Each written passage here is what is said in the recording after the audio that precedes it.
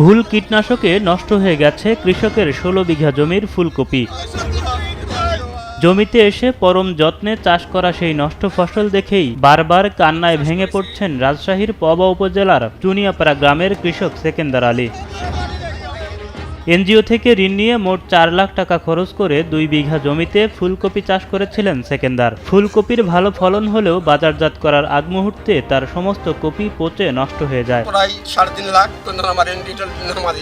শুধু সেকেন্দার আলী নয়, আশপাশের ৩টি গ্রামের অন্তত ১৩ জন কৃষকের প্রায় ১৬ বিঘা জমির ফুলকপির একই পরিণতি ঘটেছে। নিউজিম নামক কীটনাশক স্প্রে করার মাত্র ৬ থেকে ৭ দিনের মধ্যেই সব ফুলকপি পচে নষ্ট হয়ে গেছে বলে দাবি কৃষকদের। এক সপ্তাহের মধ্যে সব পয়সা গলে সব নষ্ট হয়ে গেছে।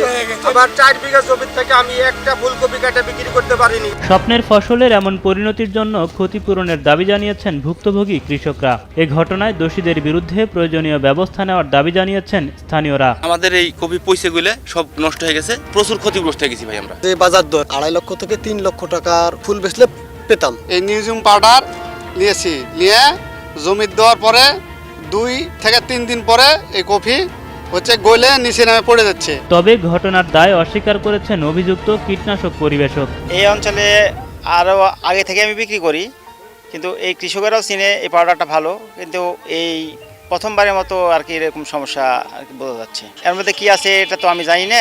কোম্পানি দিয়েছে, কোম্পানি মাল বিক্রি করেছি, এখন কোম্পানিকে আমি জানাইছি সমস্যাটার কথা, কোম্পানি বলছে আমার এই বিষয়ে কোনো সমস্যা নাই। এদিকে পচে যাওয়া ফসল ও কীটনাশকের নমুনা পরীক্ষা করে প্রতিবেদন পাওয়ার পর ব্যবস্থা নেওয়ার আশ্বাস দিয়েছে স্থানীয় কৃষি বিভাগ। উপজেলা নির্বাহী অফিসার বাই দিস টাইম একটা তদন্ত কমিটি গঠন করেছে। তদন্ত কমিটি কীটনাশকের স্যাম্পল কালেকশন করে আমাদের প্ল্যান্ট প্রোটেকশন উইংয়ে পাঠাবে। কৃষকদের যদি অভিযোগ সত্য হয় যে ওষুধের কারণে, তাহলে তো আমরা রিপোর্টেই পাবো। যদি তেমন হয় কোম্পানি বা ওই কীটনাশকের বিরুদ্ধে আমরা অ্যাকশনে যাব।